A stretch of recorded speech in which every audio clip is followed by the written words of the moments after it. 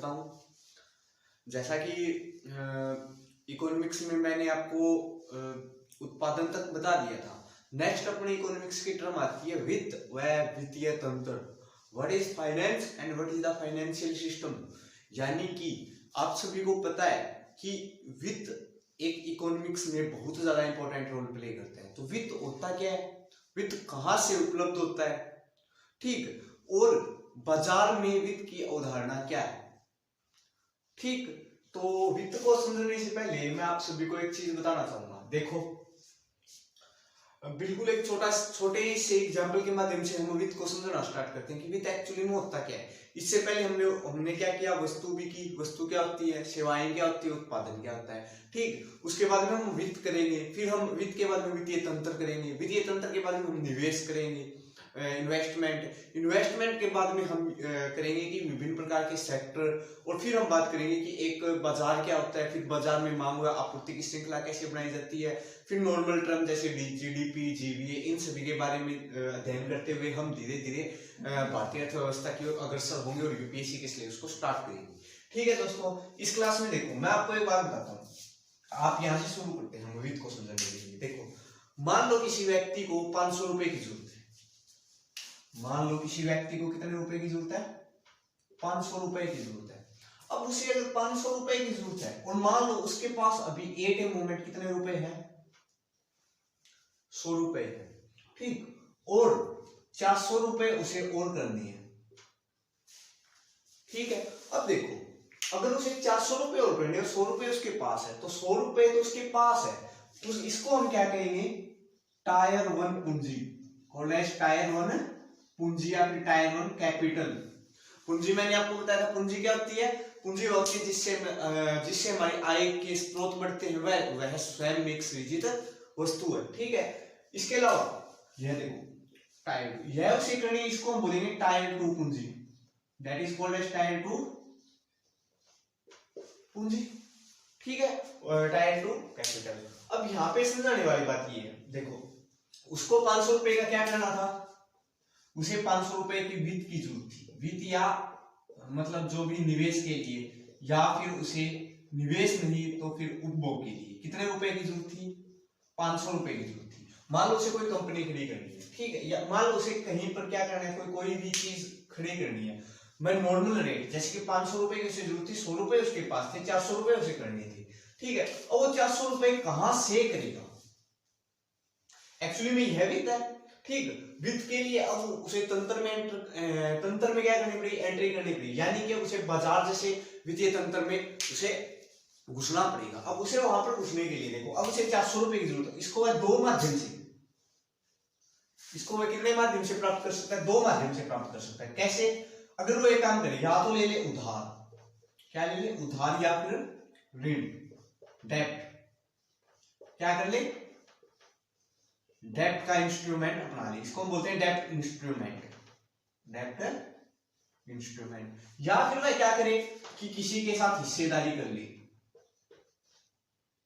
हिस्सेदारी, इसको हम बोलते हैं equity instrument, called as equity instrument, ठीक है। अब देखो यहां पर उसने क्या लिया, ऋण लिया, और यहां पर उसने क्या दी, हिस्सेदारी। अब मान लो उसने 400 रुपए का ऋण ले लिया, तो जो भी कर्जदाता है, एक तो क्या होता है कर्ज लेने वाला और एक कर्ज देने वाला, यानी कि एक तो ऋण दाता होगा, एक ऋण चुकाता होगा, जिसको मतलब अब वो ऋण चुकाएगा, तो ऋण चुकाने के लिए उसे कुछ ना कुछ तो डॉक्यूमेंट एज ए सिक्योरिटी देना होगा या नहीं होगा, कोई ना कोई दस्तावेज उसे एज ए सिक्योरिटी देना होगा। क्या देना होगा, एज ए सिक्योरिटी। अब जो भी डॉक्यूमेंट वह एज ए सिक्योरिटी देगा कि वह अपना उधार 400 रुपए का उधार इतने दिनों के बाद इतने तारीख के ऊपर वह चुका देगा, ठीक है, उसे हम क्या कहेंगे, बॉन्ड कहेंगे। क्या कहेंगे दोस्तों, bond, called as bond, okay. अब मान लो उसे 400 रुपए की हिस्सेदारी कर ली, यानी उसने 400 रुपए के शेयर दे दिए, फिर मुझे 500 रुपए की कंपनी स्टार्ट करनी है, 100 रुपए मेरे पास है, 400 रुपए तू मिला लो, तो 400 रुपए से क्या करेगा, मैं तेरे को क्या करूंगा, अगर 100% लाभ होता है तो उसमें से 20% मेरे, 80% यही शेयर, यानी कि वह 400 रुपए का क्या करेगा, शेयर करेगा। ठीक, अब अगर 400 रुपए का शेयर करेगा, इसको हम क्या बोलेंगे, इक्विटी इंस्ट्रूमेंट, यानी उसने इक्विटी बांट दी। ठीक है, इसके अंदर उसे क्या देना होगा, लाभांश देना होगा, डिविडेंड या डिविडेंड। ठीक है, अब देखो मैंने आपको यहाँ पे क्या बताया कि उसे 500 रुपए की कोई ना कोई पूंजी की आवश्यकता है। ठीक है, 500 रुपए का उसे निवेश करना है, जिसमें से 100 रुपए उसके पास टायर 1 की पूंजी है, 400 रुपए टायर 2 की पूंजी उसे करनी है। अब वह किससे करेगा, वित्तीय तंत्र से करेगा। ठीक, वित्तीय तंत्र में दो तरीके से वह पैसे की उपज कर सकता है, उधार या ऋण द्वारा, कर ले डेब्ट इंस्ट्रूमेंट और इक्विटी इंस्ट्रूमेंट या शेयर के जरिए। जब वह किसी व्यक्ति से ऋण लेगा तो उसके बदले में उसे क्या देगा, बॉन्ड देगा। यानी बॉन्ड क्या होता है, बॉन्ड एक ऐसा दस्तावेज होता है जिसके ऊपर लिखा होता है कि कर्जदाता को उसका धन कब वापस मिलेगा। ठीक है, और इक्विटी का क्या मतलब होता है, अब वह उसे लाभांश दे देगा। भाई अगर मान लो ट्विटर जैसे एलन मस्क ने अभी खरीदी है, ठीक, तो उसका मतलब ट्विटर का एक मालिक तो नहीं है, मतलब क्या 52% हिस्सेदारी केवल एलन मस्क की है। इसके अलावा जैसे अपना share market, national stock exchange या फिर बॉम्बे एक्सचेंज कार्य करता है, जिसके अंदर शेयर बिकते हैं, उसी तरह वह इक्विटी इंस्ट्रूमेंट के रूप में कार्य करेगा। अब देखो एक्चुअली में यहीं से डेफिनेशन निकलेगी कि वित्त क्या होता है, और ये सारा का सारा, अब यहां से मैं वित्त कर रहा है ना, ये सारा का सारा क्या कहलाएगा, वित्तीय तंत्र। वित्तीय तंत्र, अब वित्तीय तंत्र क्या हो सकता है, बाजार हो सकता है। ठीक है, और वित्त क्या होता है, वह धन, अब देखो यहां से, वह धन या फिर वह पूंजी जिसे वह या तो निवेश के लिए या उपभोग के लिए वित्तीय तंत्र से प्राप्त करता है, उसे हम क्या कहते हैं, वित्त कहते हैं। यानी कि वह धन या फिर वह पूंजी जिसे वह निवेश या उपभोग के लिए वित्तीय तंत्र से प्राप्त करता है, उसे हम क्या कहते हैं, वित्त कहते हैं। वित्तीय तंत्र क्या होता है, जहां से एक ऐसा तंत्र, समाज द्वारा विकसित एक ऐसा तंत्र जहां से वह वित्त प्राप्त करता है, वही वित्तीय तंत्र होता है, जैसे बाजार हो गया। तो नेक्स्ट सेक्शन में हम इसकी डेफिनेशन के बारे में पता करेंगे।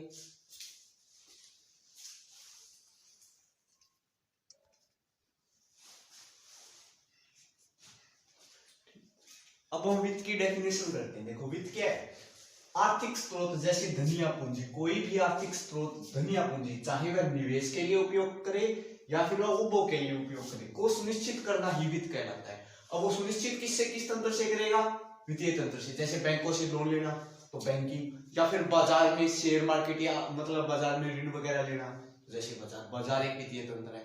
ठीक है, इसके अलावा एक चीज मैं आपको बताऊं, बाजार क्या होता है, व्हाट इज द मार्केट।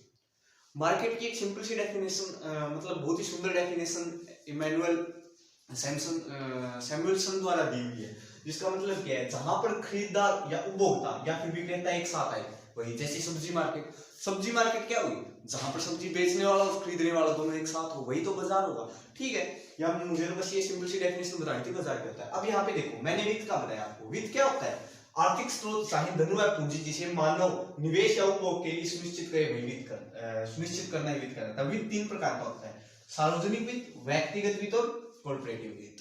ठीक है, वित्त की डेफिनेशन पर मतलब इसकी डेफिनेशन तो आपको नॉर्मली है। सार्वजनिक वित्त कौन सा होगा, वह वित्त जो सरकार या फिर किसी भी अथॉरिटी का हो, अथॉरिटी द्वारा सुनिश्चित किया गया हो।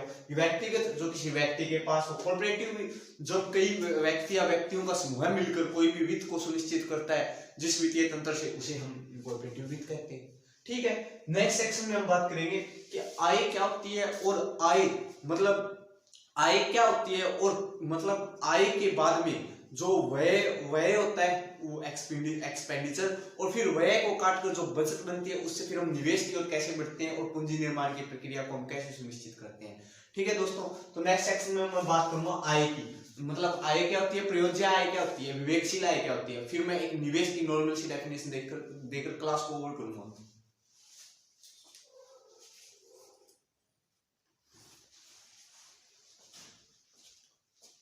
अब हम बात करते हैं इनकम की। इनकम क्या होता है, देखो जो उत्पादन करते हैं ना, उससे जो भी हमारे पास लिक्विडिटी यानी कि धन जो भी हमें प्राप्त होता है, वही हमारी कहती है आय। यानी कि किसी व्यक्ति के पास कितना धन उपलब्ध है वही, या फिर वह कितना, मतलब वो तो आय की तो सिंपल डेफिनेशन आपको पता ही है, यानी कि धन या पूंजी ही आय है जो उत्पादन पर निर्भर करती है। अब देखो आय कितने प्रकार की होती है, इसके लिए देखो मैं आपको एक चीज समझाना चाहता हूँ। मैंने इसको यहाँ पे क्यों लिखा, एक चीज समझाने के लिए, वो आप चीज समझो। देखो मान लो किसी व्यक्ति की साधन आय, क्या साधन आय, साधन आय का मतलब क्या है, जितना वह कमाता है, ठीक, वह 100 रुपए, कितना है 100 रुपए। जहां से मैं आपको निवेश तक के कंसेप्ट को लेकर चलूंगा। देखो मान लो उसे 10 रुपए का क्या देना है, टैक्स देना है, क्या देना है, टैक्स यानी कर देना है। तो फिर जो उसे घटाने के बाद उसकी आय कितनी बच जाएगी, 90 रुपए। जो भी आय बचेगी ना उसे हम क्या कहेंगे, प्रयोजित आय या फिर प्रयोज्य आय या प्रयोजित आय, प्रयोज्य आय, जिसको हम बोलते हैं डिस्पोंसेबल इनकम, डिस्पोंसेबल इनकम।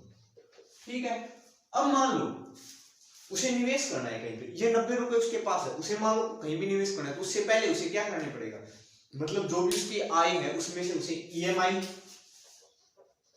या फिर मान लो उसने कहीं पे उधार लिया हुआ है तो उसके उसे ब्याज वगैरह भी देने पड़ेंगे, यानी जरूरी खर्चे उसे घटाने पड़ेंगे।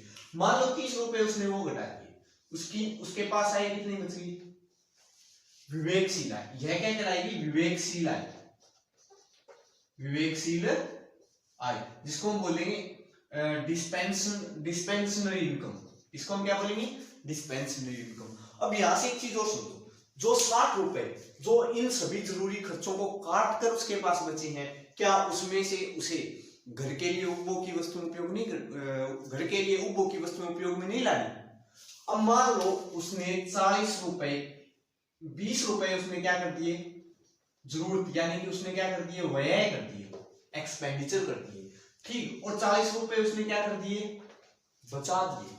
अब जो बचत है, अब वह बचत के ऊपर निर्भर करती है। अब हो सकता है इन 40 रुपए को, इस लिक्विडिटी को अपने पास रखे, या फिर बैंक में जाकर एफडी करवा दे, या फिर उसका निवेश कर दे। यानी कि ये 40 रुपए उसे क्या करेंगे, ये निवेश करेगा तो उसके लिए पूंजी निर्माण का कार्य करेगी। जब भी बचत को पूंजी निर्माण में लगा दिया जाए उसे क्या कहते हैं, निवेश, इन्वेस्टमेंट। यानी कि मान लो उसके पास अभी बचत के 40 रुपए हैं, उसने क्या काम किया, शेयर मार्केट में लगा दिए, तो शेयर मार्केट में उसके 40 से उसके बढ़ गए 80 हो गए, 80 से 160 हो गए, ठीक है। तो क्या उसकी जो बचत है वो उसके लिए पूंजी निर्माण का कार्य नहीं कर रही, तो वही चीज निवेश कहलाती है। जब भी बचत को पूंजी निर्माण के लिए के कार्य में लगा दिया जाए तो उसे क्या कहते हैं, निवेश कहते हैं। तो यहां से समझो पूंजी ही क्या है, इनकम है, ठीक। अब आय के प्रकार, सबसे पहले आय का प्रकार आता है साधन आय, यानी कि जो भी वह उत्पादन के विभिन्न घटकों से प्राप्त करता है, यानी कि उत्पादन के विभिन्न साधनों से प्राप्त है, जो उसकी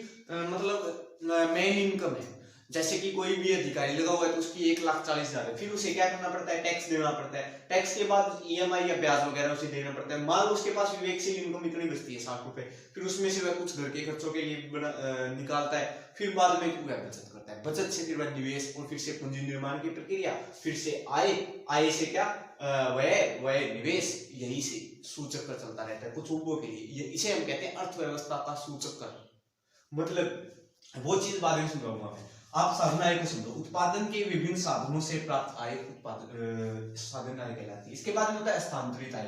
हस्तांतरित आय कैसे होती है, जैसे कि आप दिल्ली में पढ़ रहे हैं और आपके पिताजी की कोई ना कोई इनकम है, तो आपने अपने पिताजी से फोन के ऊपर इतने रुपए मंगा लिए कि मुझे इतनी फीस देनी है, जरूरत के खर्चों के लिए मुझे इतने पैसों की जरूरत है, ठीक है। अब वो आपके पिता से आपके पास आय आई है तो आप उसको बोलोगे हस्तांतरित आय। तो क्या ऐसी आय को राष्ट्रीय आय में काउंट किया जाएगा, नहीं। हस्तांतरित आय मैंने सिर्फ आपको बताने के लिए समझाने के लिए बताया कि हस्तांतरित आय होती क्या है, ठीक है। इसके बाद में प्रयोज्य आय, जब भी साधन आय में से हम कर को घटा देंगे तो वो क्या कहलाएगी, डिस्पोंसेबल इनकम, ठीक है। और जब हम उसके जरूरत के खर्चे जैसे ईएमआई या ब्याज वगैरह को घटा देंगे तो वो क्या कहलाएगी, विवेकशील आय, डिस्पेंसनरी इनकम, ठीक है। जब प्रयोज्य आय में से जरूरी खर्चों जैसे ईएमआई या ब्याज वगैरह को घटा दिया जाए, और फिर क्या होगा, उसके पास के जो उसके विवेकशील आय है उसमें से कुछ वह व्यय करेगा, कुछ वह उपभोग के लिए उपयोग करेगा, जरूरी खर्चों को मतलब घर के खर्चों को निकालेगा, और फिर उसके पास जो बचत बचेगी साइड में, बचत से वह क्या करेगा, पूंजी निर्माण की प्रक्रिया करेगा और वह निवेश करेगा, निवेश से फिर वह आय उत्पन्न करेगा, आय से वह क्या, जैसे आप अर्थव्यवस्था का सूचक समझो, इतनी चीज समझ में आ गई। अब देखो आप अर्थव्यवस्था का सूचक समझो, यहां से मैं एक बार थोड़ा सा नॉर्मल तरीके से समझाऊं। मान लो उसने आय कमाई, ठीक है, आय से वह उसने दो चीज की, आय से वह या तो वह दो चीज कर सकता है, आय से वह क्या करेगा, बचत करेगा, और एक क्या करेगा, उपभोग करेगा। बचत से फिर वह क्या करेगा, निवेश करेगा। निवेश से फिर वह क्या करेगा, पूंजी निर्माण करेगा। और पूंजी निर्माण से फिर क्या प्राप्त होगी, आय। यही जो चीज चलती है ना, इसे हम कहते हैं cycle of economy. Cycle of economy, अर्थव्यवस्था का सूचक्र, कॉल्ड अर्थव्यवस्था का चक्कर या फिर सूचक्र। ठीक है दोस्तों, तो नेक्स्ट क्लास में हम बात करेंगे निवेश क्या होता है। ठीक है, आशा करता हूँ कि आपको ये जो भी मैंने इंफॉर्मेशन दी आपको समझ में आई होगी। अगर आपको क्लास अच्छी लगी तो please like share and subscribe अवश्य करें दोस्तों। धन्यवाद।